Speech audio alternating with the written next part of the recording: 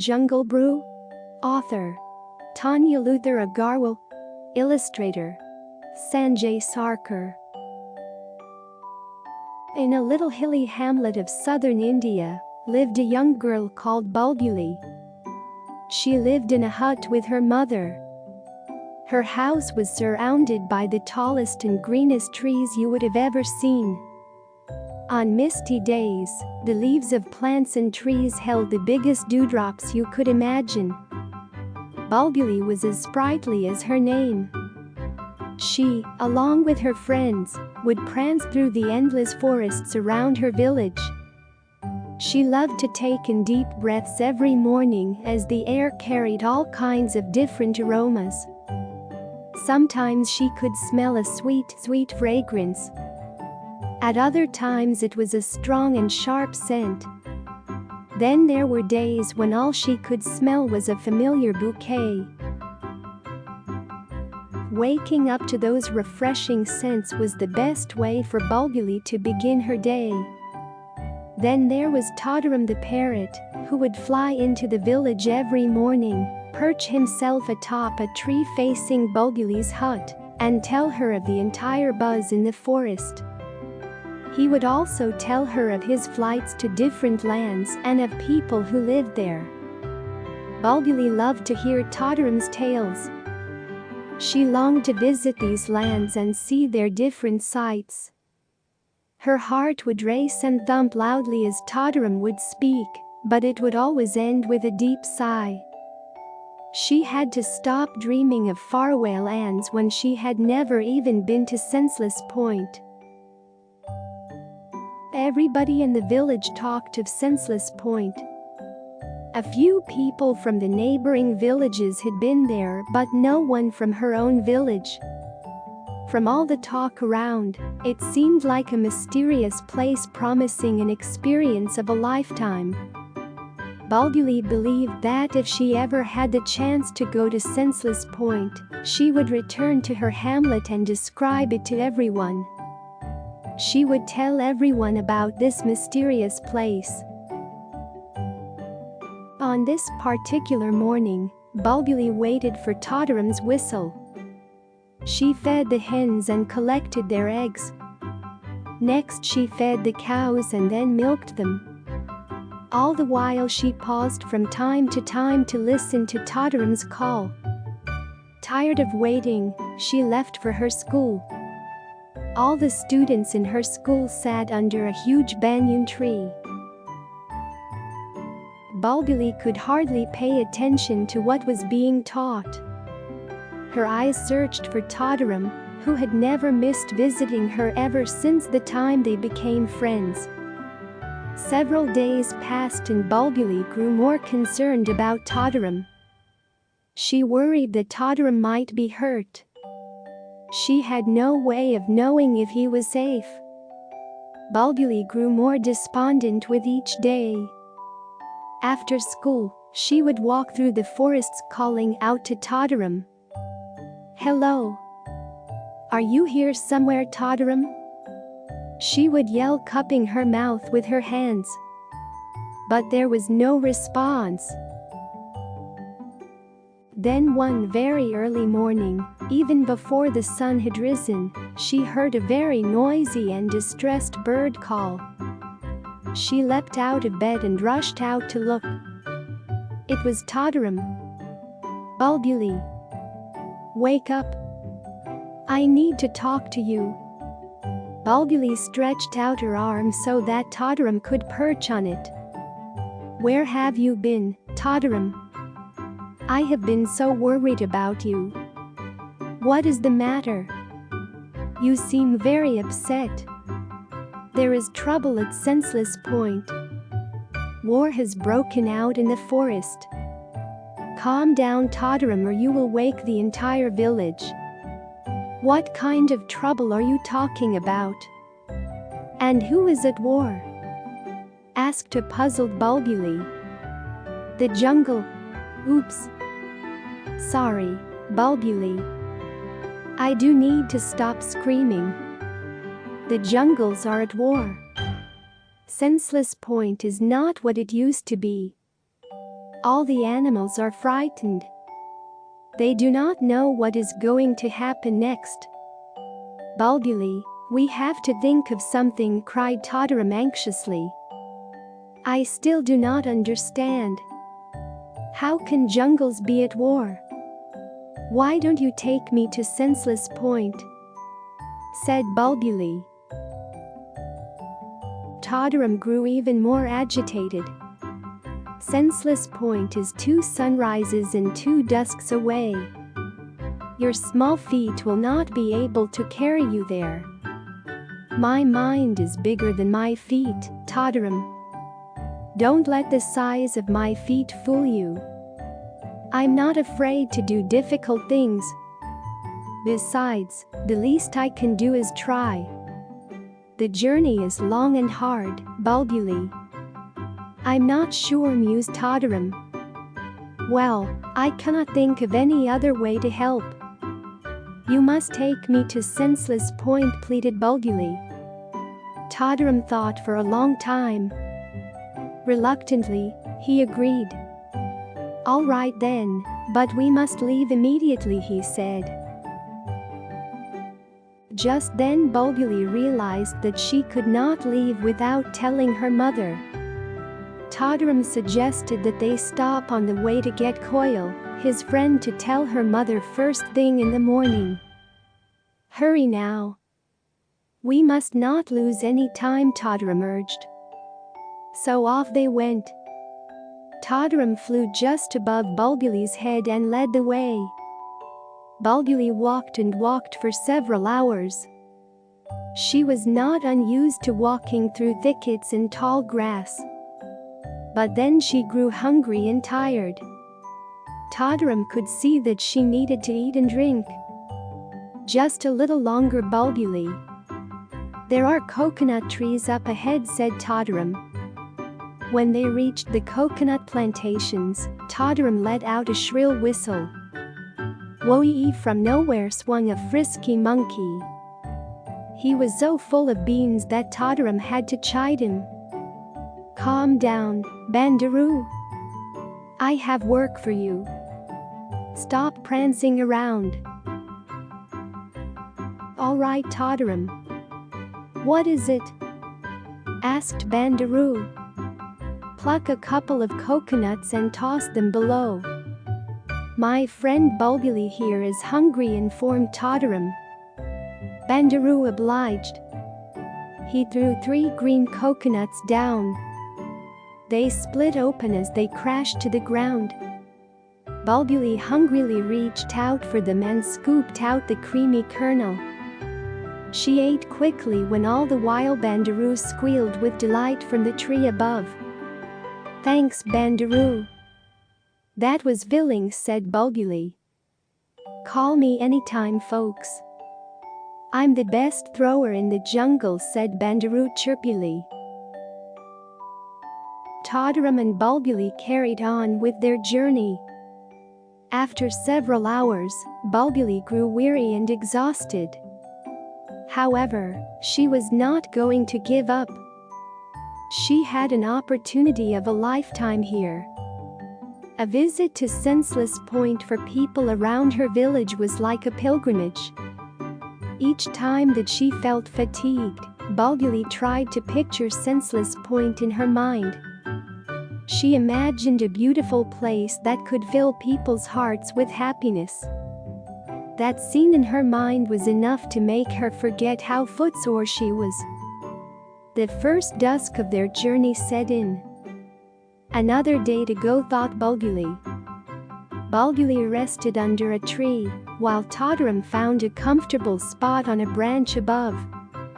Soon it was dawn. Bulbuli was awakened by the chattering of what seemed like a million birds in the jungle. Bulbuli took several big breaths and stretched her arms out to wake up her body. The morning felt different. She could smell all the familiar scents that she used to every morning, but somehow, they were stronger and more refreshing. Totterum. Can you smell the freshness in the air? I love it. she told the parrot.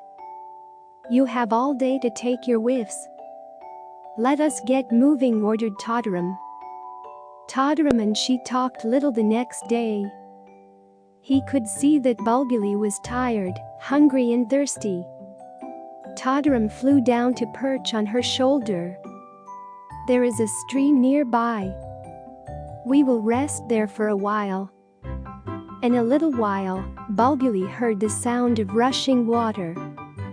In no time they arrived at the stream. The clear water glistened in the sunlight. The water seemed to be racing with itself to get somewhere. It was a beautiful sight. Bulbuli leaned over and cupped the water in her hands and drank all that she could. She splashed water on her face and refreshed herself. Just as she was done, Totterum landed on her shoulder once again and nudged her to stretch out her palms. He then dropped red, delicious berries in them. "Oh, Totterum, you are the nicest friend I know." "Thank you so much," smiled Bulbuli. "Go ahead and eat them. Berries are my favorite food. I have already eaten too many today," gushed Totterum. They rested for a while and then set out once again. Bulbuli walked and walked while Totterum flew just above her, talking to her all the while. After several hours, Bulbuli sat down. "I need to rest, Totterum. I am really very exhausted." Totterum let out a loud whistle. Within minutes, an elephant strolled up to them. Totterum introduced Hathi to Bulbuli and told him of their journey to Senseless Point. "I believe only a human can help the war in the jungle. Animals are running away from what is paradise for us," said a concerned Hathi. "Will you give Bulbuli a ride, Hathi?" asked Totterum. "Her will is strong, but her strength is failing." "Of course. Climb up, little girl, but I can only take you up to the trail. After that you are on your own." "I cannot be away from my group for long," said Hathi. Bulbuli was relieved. Her small legs needed rest, and she was able to get a spectacular view of the jungle from atop Hathi's back. Hathi, like Totterum, had many tales to tell. The day passed easily. At dusk, the trio settled by a cave. Totterum and Hathi gathered dried leaves and straw and made a bed for Bulbuli. As soon as Bulbuli lay down, she dozed off. At the third sunrise, Totterum did not have to wake Bulbuli. She was up at the crack of dawn. Totterum brought her some purple berries this time, which she ate with delight. The young girl, the parrot and the elephant began the last leg of their journey. Bulbuli was becoming more uncertain of what to expect. First there was the anticipation of Senseless Point. Then there was the uneasiness of the jungles at war. As she was getting closer to her destination, her heart began to fill with thrill and excitement, but with a tinge of apprehension. Shortly, Hathi stopped. He said, "It is time for me to say goodbye. I must return to my family. All the animals will be grateful to you if you could help end the war of the jungles. We cannot bear to live anywhere else. These jungles have been our home for generations." Bulbuli thanked Hathi for carrying her as far as he did. "I hope the jungles hear me out, Hathi. I promise to do my best." Totterum sat on Bulbuli's shoulder and asked her to slow down. "Look at that trail going downward. That will lead us to Senseless Point," instructed Totterum. At this point, a strange humming sound enveloped the jungle. As they walked further, The noise grew louder and louder. "Where is that noise coming from?" asked Bulbuli, covering her ears. "That is the sound of 3 jungles at war, and it is only going to get louder as we approach Senseless Point," hollered Totterum. Bulbuli could barely believe what was going on. Never before had she encountered such a scene. As she climbed down the trail and looked around, she saw nothing out of the ordinary. But the clamor was ear-splitting. Totterum pecked at her ear to get her attention. With the shrieks of the jungles, Bulbuli could hardly hear Totterum. With 3 more steps, Bulbuli found herself amidst a clearing. It was as if all the trees of the jungle had suddenly disappeared. There were hillocks stretching as far as her eyes could see. This is Senseless Point. This is a place where everything grows wild. Humans hardly ever come here, said Totterum. Then Totterum began screaming, "A human being is here, a human being!" But in the deafening din of the jungles, his voice went unheard. Bulbuli could not get herself to remove her hands from her ears. She could not understand what the jungles were saying, but by now it was clear that there were 3 jungles involved. In the distance, just in front of her, she could see green beds. On her right were hundreds and hundreds of shrubs with magenta flowers. On her left, she could see very tall plants. The sight before her was breathtaking. And the aroma was stunning. Bulbuli's face lit up with wonder. She turned towards each jungle several times over to take in the splendor. Almost instantly, the noise of the jungles began to die down, as if the jungles had spotted her. That was when Bulbuli took her first deep breath. She could smell the aroma of tea. Then in the next breath, she was drawn to the fragrance on her right. It was a spicy fragrance, something she was familiar with. Unsure, she breathed in some more and said to herself, "Ah, Ilachi." A gentle breeze pushed her to her left. Her head turned and she smiled when she took in her next deep breath. It was an attractive and pure smell. Instantly, she recognized the plant. Bulbuli joined her hands and bowed with reverence. "You are Tulsi." Bulbuli was overwhelmed by the fragrances. They smelled like 3 octaves of the same musical note, sa, sa, sa. Bulbuli felt joyful. She stretched her arms and twirled around with her eyes closed. The fragrances and the musical notes played in her head, over and over again. All her senses were alive. This was a magical moment for her. Never before had she felt so delighted. Just then, the Ilachi plant spoke. Maybe this little girl could punish the tea bushes. Maybe.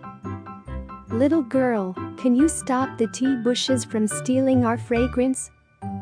asked a Tulsi plant. Bulbuli was stunned to hear the jungle speak to her. Before she could respond, a tea bush spoke up. "Maybe if these 2 were not around, humans might be able to appreciate our aroma."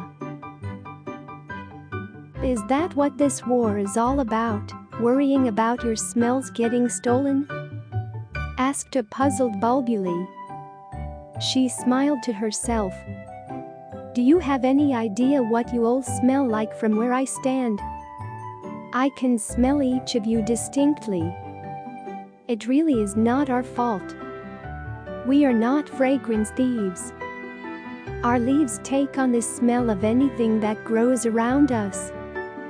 In fact, with Tulsi and Ilachi around us, we have to work extra hard to keep our identity.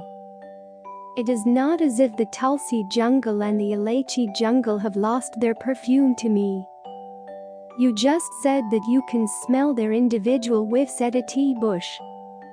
Bulbuli took several deep breaths to calm down. She discovered that every time she took in a collected breath of tea, elaichi and tulsi, it helped her relax. There was something very soothing about the three of them together. My mother has taught me important things from the Vedas. Do you know what they have to say? Asked Bulbuli. The sun should be a giver of happiness, the sky should be a giver of happiness, and all trees and plants should be givers of happiness. All these should give us peace of mind. Do you think you are doing that? The jungles fell silent. They were listening to Bulbuli. Bulbuli had an idea. She whispered something to Tadaram. He flew off from her shoulder almost immediately. A tulsi plant spoke. The elaichi and tulsi grow wild. We have no control over where and how we grow. And neither do we tell the wind which way to blow. Bulbuli thought for a moment. In that case, how can you blame the tea? Maybe you ought to blame the wind. The wind. Tulsi and elaichi fight constantly with the wind too. They do not want the wind to take their perfume out of here, said a tea bush. Bulbuli was aghast. Is that true? She asked. Neither of the two guilty jungles replied. Bulbuli sighed deeply. Just then Tadaram returned. He carried a few tulsi leaves, some elaichi seeds and tea leaves in his beak, and placed them on Bulbuli's palm. Bulbuli gently rubbed them together. She raised her palm to smell them. She let out a loud delighted shriek. The jungle screamed back in unison, "What is the matter, little girl? Are you all right?" Bulbuli laughed with joy. You can now wave the white flag for peace. I have a bit of all three of you in my hand, and together you smell like nothing else in the world. One whiff of all of you together is so relaxing. Tadaram whispered in Bulbuli's ear. She smiled. Tadaram tells me that the animals in the jungles have known just which leaf to eat when they are unwell. Even the birds have eaten your fruit and leaves together to know how quickly you can make them better again. Did you jungles even know that? Asked Bulbuli. These animals eat your leaves to relieve all kinds of sickness. They even come here to Senseless Point to rejuvenate themselves. Tadaram, get me a bunch of tea, elaichi and tulsi. I am going back home to brew a warm cup of tea with tulsi and elaichi for my mother. Celebrate, jungles. The world is going to know how well you taste together. Which means that you have to get on well with each other. Can you do that? Asked Bulbuli. Bulbuli and Tadaram giggled. So did the jungles. This time the noise level rose not because of the fighting, but with laughter. Bulbuli was relieved to see the war coming to an end. She realized that the jungles had each been able to feel pride in their uniqueness. Bulbuli asked Tadaram to collect bunches of tea, tulsi leaves along with elaichi seeds.